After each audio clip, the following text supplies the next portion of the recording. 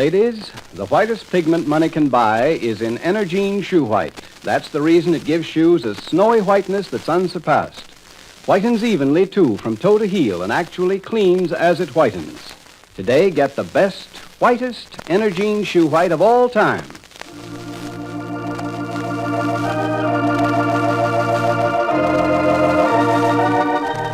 Now we present once again Backstage Wife, the story of Mary Noble, a little Iowa girl who married one of America's most handsome actors, Larry Noble, matinee idol of a million other women.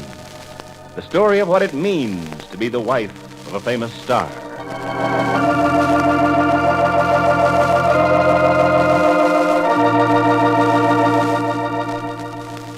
Keep it clean with Energine. A dress that's marred by a dirty grease spot can prove highly embarrassing to you. So get Energine cleaning fluid and be sure to use it whenever you see such a spot on your clothing. You'll say it's amazing how Energine makes grease spots go right before your eyes. It doesn't matter whether it's a dress, hat, upholstered chair, or broadloom rug, Energine will remove grease spots from it quickly and beautifully. That's because Energine is specifically designed to remove grease spots from almost anything you can think of. And that even includes such delicate fabrics as rayon and lace. Simply follow directions and you'll see that Energine cleans so efficiently, it leaves no telltale rings where spots have been. Remember, regardless of how much you pay, you can get nothing, absolutely nothing, that'll remove even the most stubborn grease spots more quickly or more dependably than Energine cleaning fluid. Right now, put Energine on your marketing list. You can get it at your drug, grocery, or variety store. Remember, Energine gets it clean, so keep it clean with Energine.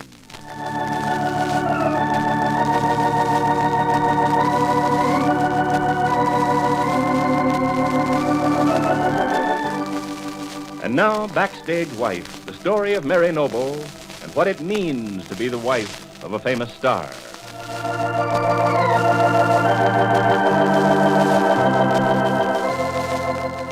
Since Larry Noble's jealousy flared up when he found Eric Jackson, the famous playwright, saying words of endearment to Mary, the house at Rosehaven, Long Island, is no longer the happy place it's been for the past years.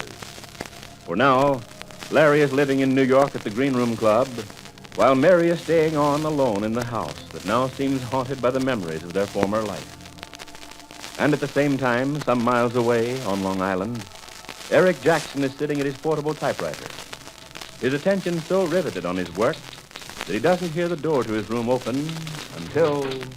Still at it, Eric? I thought you said you were all finished. What? Why, Clint Waters, I didn't hear you come in. I knocked a couple of times, but you were too absorbed in your work to answer, so I popped my head in. Is it all right? Perfectly all right. I've just finished. I just rewrote the last few lines to the third act of my new play. And now, are you satisfied with your play, Eric? Yes, I am, Clint. I'm entirely satisfied with it now. Good for you. Now the thing is to get it in the works. I've told you what I intend doing with this play. Oh, now look here, Eric. You're not going to go through with that harebrained scheme of giving your play away just like that. I'm taking it to Mary Noble. After that, I'm returning home to Florida. You better think it over, Eric. You might be giving away a young fortune. All right, so much the better. I feel that I owe Mary more than I could ever repay in a lifetime. This is the only gesture I can make to show her something of what I feel. Oh, Smoke, you've really got it bad. And you're putting me in a tough spot, too. I don't see why. You haven't just been through the scene I have with Holly Bonwell. After all, he wanted to produce your play at his summer theater, you know. I tell you, Eric, I'm just about worn out. Well, it's your own fault, Clint. If you'd let me handle the man, I'd have told him off in no time at all. Ooh, I hate to think of it, Eric. I got Bonwell out of the deal just in time. I don't see it, Clint. Bonwell has nothing to complain about. He's had a nice fat sum of money for me for taking my play on. That in itself is hardly the usual thing for me. I know. Eric Jackson's plays are snapped up before they're out of the typewriter. But you forget that you wanted to be somewhere near Mary Noble, and the Summer Shore Theater happens to be only a few miles away from where she lives at Rosehaven. That made it a little harder to arrange. It narrowed the field considerably. I understand all that, Clint, and I was willing to pay Bonwell handsomely for giving the play a tryout. And since it didn't work the way we expected, that's just too bad. Yeah, you ought to hear Bonwell on the subject. I still say he has no legitimate kick coming. I've told him to pocket the money and forget about the whole deal. That was great. When you told him that, it nearly upset the apple cart for me, but good. What did Bonwell mean when he said, what money? Why did you drag him out of here in such a hurry right at that point? Bonwell's hysterical. I don't want any more scenes, Eric. But now that I've got him somewhat quieted down, I want to have a final talk to you about that play. Why not give it back to Bonwell now that it's rewritten? Let's go on with the original deal. No, that's out, Clint. I've already told you that. I don't want anything more to do with that play. I'm going to give it to Mary Noble. You're making a big mistake. Particularly since you've already arranged with me to help her financially. She's going to get the play. That's fine. Yeah, but this money you gave me, what about that? Does she still get that, too? Of course. I'll see to it that you have a check the first of every month, and you'll have it applied to her salary at her new job, without her knowledge, of course. That's right. By the way, where is this job of hers, Clint? What? Oh, it's with one of the big jewelry outfits. Well, I suspected that, but which one? Let's see what the devil is the name of that company. Well, it's not tip of my tongue, but I can't say it. Look here, if you want the facts, I'll write them to you back in Florida. All right, Clint. But right now, I've got to get started. There's a plane leaving in a little over an hour, and that gives me just time enough to leave this play off at Rosehaven and get to the airfield. You mean you want to take the play to Mary Noble in person? I want to leave it at her house to be sure she gets it. I wouldn't do that, Eric. Well, why not? Because she's not at home. Who says so? Hang it all, I do. I know that she moved out of her house right after that argument over you. Well, you told me yourself that you were with Larry when he found that note from her saying she'd gone. I know, but she must be back by now. She isn't. What's more, if you stop by, you're going to run smack into Larry. And how do you think he's going to like it when you hand him his manuscript and say, my parting gift to your wife? I see what you mean. But I thought, of course, she'd be back. Well, I did want to get one last glimpse of her. You won't find her there. That much I know. And if I were you, I'd keep away from Rosehaven. And how am I going to get this play to her? Better give it to me. I'll attend to it, Eric. Well, thanks a lot. That's very decent of you, Clint. Very decent. Well, glad to do it, old man. And now I'm going to see you to the airport. This time, I'm going to see you on the plane. Come on, Eric. I'll drive you out there in my new car.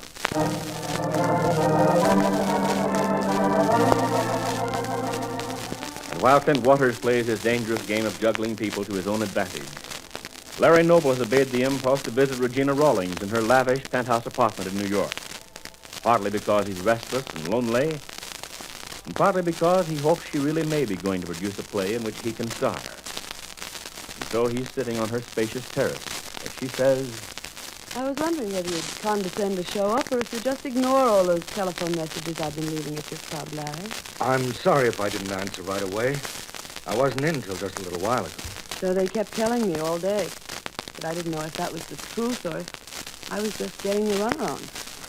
There wouldn't be much point in that, would there, Regina? I don't know. You tell me. Of course there wouldn't. I thought perhaps you'd call me when you woke up this morning. What for? Really, Larry, you are impossible at times. Usually when I've spent a long and very pleasant evening with an attractive man, he calls me the next day. Or sends flowers. Some little sign that he's enjoyed himself. I'm sorry I seem so lacking in manners. But you see, Regina, we did get together on a purely business basis. And so quite naturally, it never occurred to me to think you'd give me a second thought. At least until we'd managed to collect a few plays to discuss. Larry Noble, did you really think that? Of course. Isn't that the way it should be? How can you be so impersonal? Well, the stage is a business with me. And as such, it's entirely cut and dried. I can't be like that.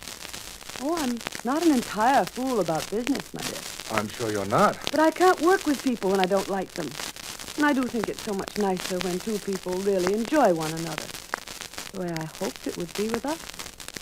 Do you mean to say that last night didn't mean anything to you? It meant a good deal of embarrassment when Marty Rufus printed that nonsense in his newspaper column about us in the paper this morning. Just because we were seen together in a nightclub. Oh, I begin to see. You're trying to tell me that your wife objects to these little excursions, even though they're quite innocent. Regina, I don't mean anything of the sort. And I suppose you're so distant and hard to get along with now because you've had such a hard time explaining me to Mrs. Noble. You're talking like a fool. Mary understands that anyone I go out with in the course of my career is purely a business friend. You're sure? I'd never understand a thing like that, Larry. If I were married to you, I'd be the most tigerish woman in the world. Can't we talk about something else? You said you had a definite play to discuss. Oh, yes. You want to get right down to business. All right, Larry Noble. You'll see that I'm as good as my word. You'll see that when I tell you I want to produce a play this fall, and a good one, that I mean every word. Good. And that's more than you can say, isn't it? You or your agent, Ted Norris. What have you brought forth? There hasn't been time to get anything together. It has for me. In spite of all the things you think of me. You keep insisting on reading my mind. Well, I'm fairly good at it, don't you think? No. me very bad. I don't believe it. Never mind, Larry. Even if you think I'm far too personal in my business dealings, just you read the play I have for you. Who wrote it? I'm not going to tell you. Aren't you a snob wanting to know who wrote it? Must you only read plays by famous authors? Of course not. I only wondered because I'd probably know what to expect. And I might save us both time if I knew who the author was. You mean you could tell whether it was a good play or not, just by knowing the author's name? You do like to twist people's words around, don't you, Regina? All right, Larry. Just you read this. And I'll tell you this much. The author is a very famous man. A man whom you respect very deeply. Why not tell me who it is? Because I'd rather not. Just you read the play. Let me know what you think. I won't make a sound, Larry. Go right ahead and read.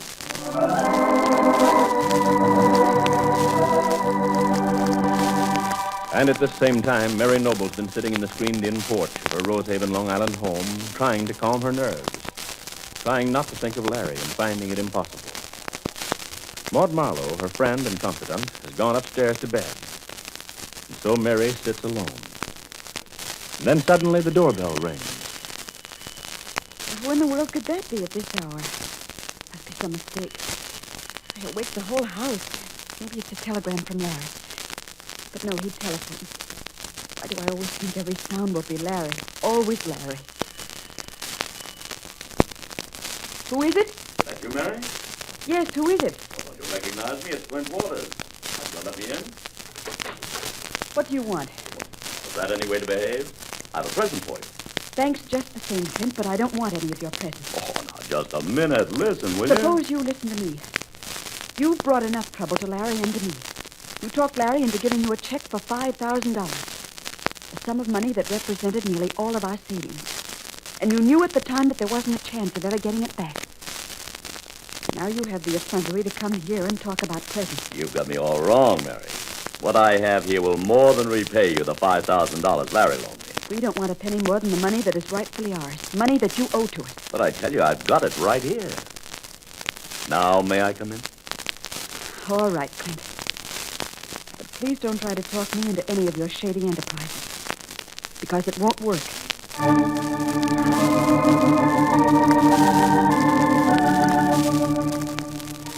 Clint Waters walks into Mary Noble's living room with a self-assured smile on his face. Mary watches him with mounting anger.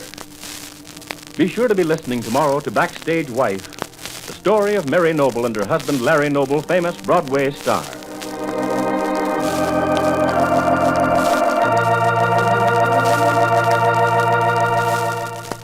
Keep it clean with Energine.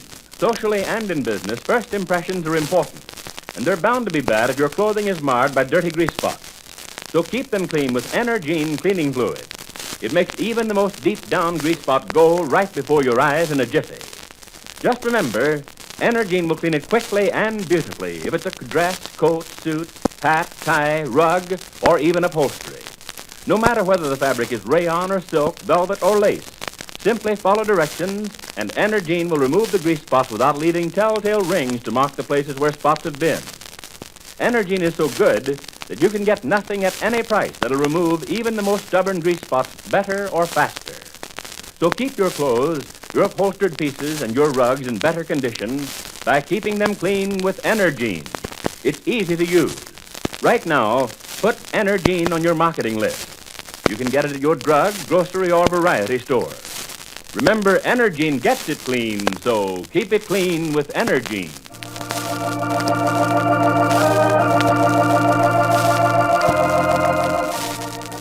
Mary Noble, Backstage Wife, will be on the air again tomorrow at the same time. Ford Bond speaking for the makers of Energine cleaning fluid.